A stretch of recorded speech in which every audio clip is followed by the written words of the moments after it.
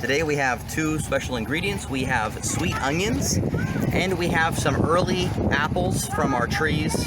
I decided to toss in a couple store-bought apples just in case we don't have enough, but I think we'll have enough with these early apples. And we're going to combine the onions with the apples to make a special sauce called chayote. It's a Native American dish, very similar to applesauce, but instead of grinding up or pureeing the apples, what we're going to do is we're going to leave them in chunks.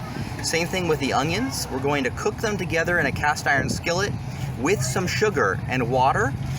This can be eaten on top of ice cream as a pudding, and it goes awesomely with pretty much any type of pork. So we're going to go ahead and prep our onions real quick.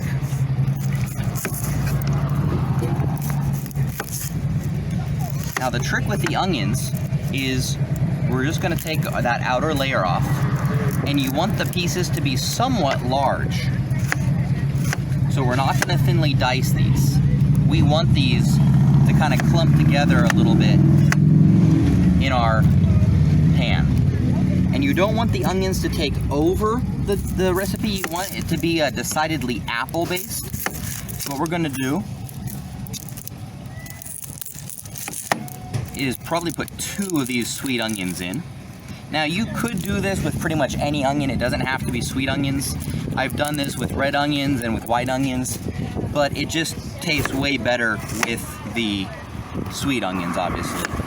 If you're going to use non-sweet onions, what you want to do is you want to simmer them a lot longer. And that way the onions are going to taste amazing. Now, these green apples are actually still sweet. So we're just going to cut these into nice bite-sized pieces, like so. And we're going to toss them in right there with the skin.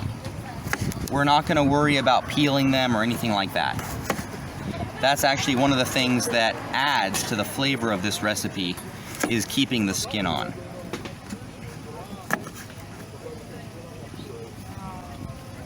There we go. And we're going to put a couple of these in.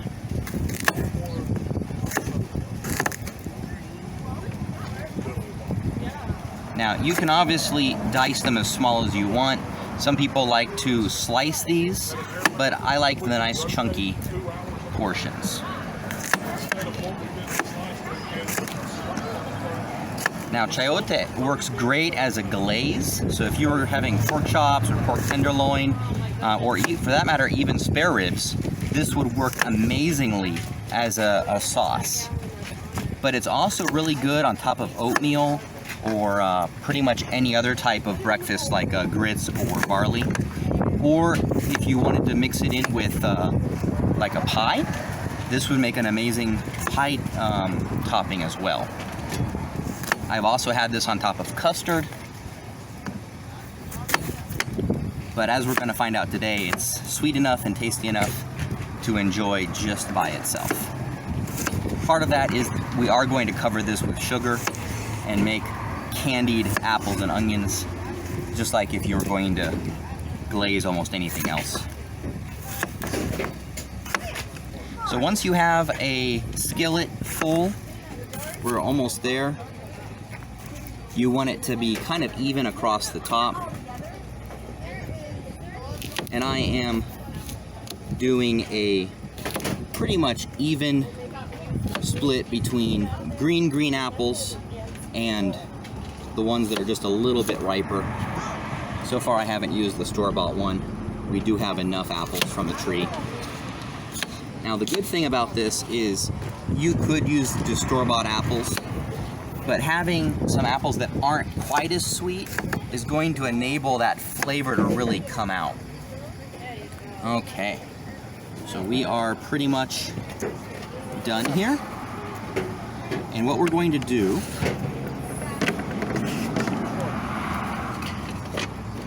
is turn on our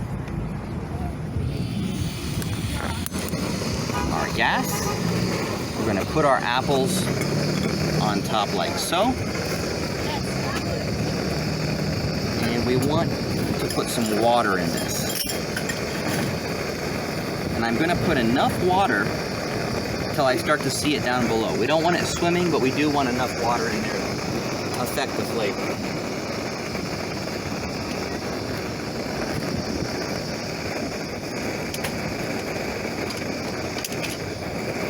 Now our other ingredient is going to be sugar. You can also add cinnamon if you want.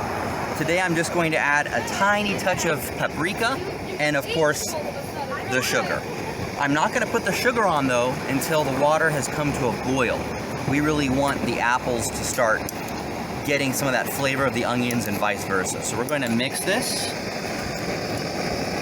We want this pretty much as high as it goes. It'll take a minute or so for the water to boil. So what we're going to do is we're going to stop the camera in just a second. We're going to let this boil for about 5 minutes. So if you're going to do this at home, boil it for 5 minutes and then you're going to start stirring it. And once it starts getting a little bit cooked, we're going to add the sugar.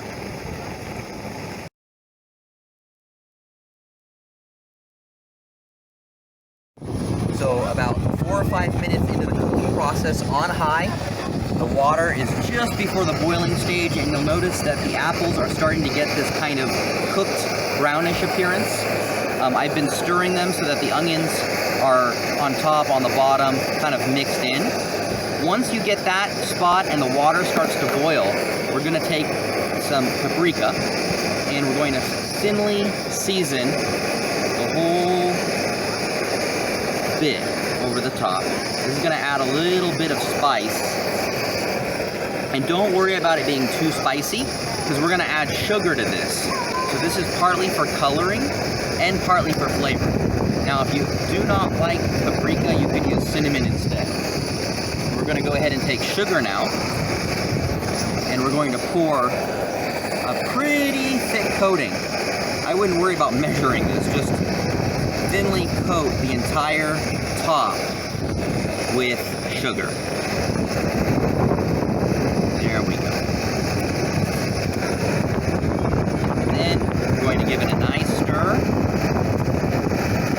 And we're probably going to add a little bit more sugar a little bit farther along. But we just want some of this to start mixing right now with that water. And it's basically forming a caramel coating for all of the onions and the apples. And that way the juices are going to start mixing together and forming this delicious sauce. Now today we're not going to have enough time to cook this down to where everything turns mushy. Everything's going to still be pretty solid, but we do want the apples and the onions to be soft to the touch. So I'm going to go ahead, now that we have this, I still have it on high. We're going to let this cook for another 5 minutes, and then we're going to do a taste test.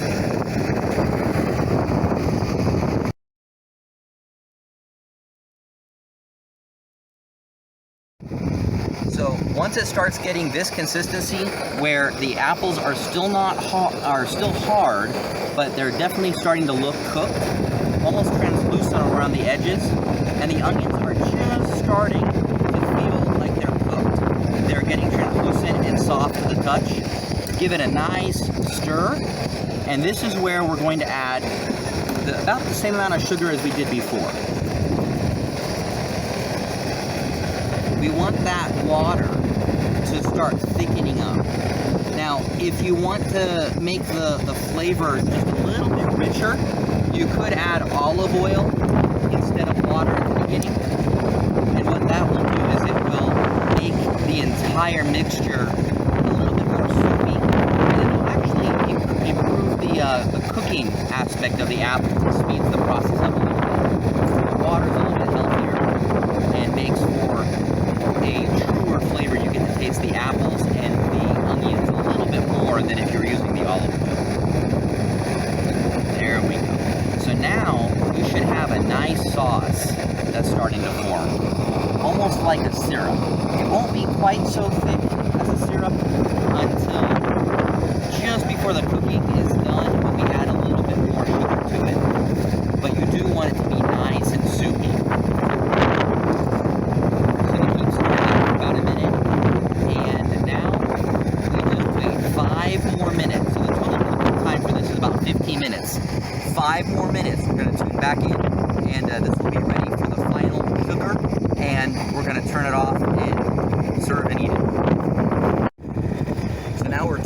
minutes into the cooking process.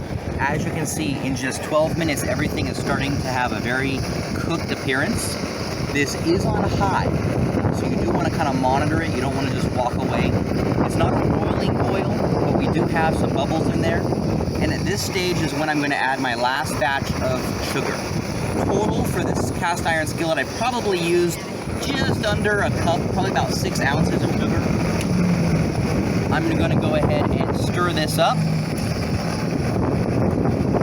And if you wanted this to be a very thick syrup, you could boil this for up to an hour even and render it down. But the main difference between chayote and applesauce is that the apples are still whole. You're going to have nice bite chunk pieces of apple here that you can use on top of something or in something or eat just by itself. So now we're going to let that last bit of sugar cook for about 3 more minutes. Again, a total of about 15 minutes cooking time. And then we're going to plate it and serve.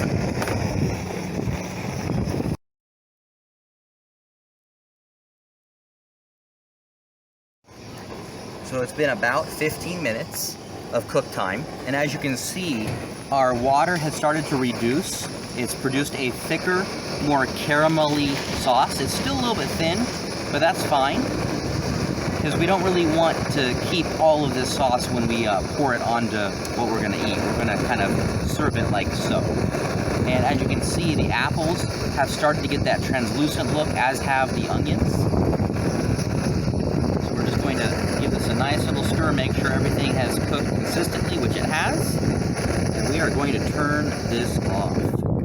Now, if you have a electric oven, you might have to cook this a little bit longer than 15 minutes. If you have a gas oven, 15 is probably fine. If you're doing a larger pot, like a soup pot or a chili pot, then obviously you could even cook this longer if you wanted. And if you want to turn this into a full sauce, not quite applesauce, but something that would spread really nice on toast or on top of a steak or pork chop, then you could cook it in a slow cooker or keep it in a skillet for about 45 minutes. Don't cook it any longer than that though, because you don't really want the apples to lose all of their consistency. You want them to be semi-hard to the touch. So we're going to go ahead and dish these up for some samples and enjoy.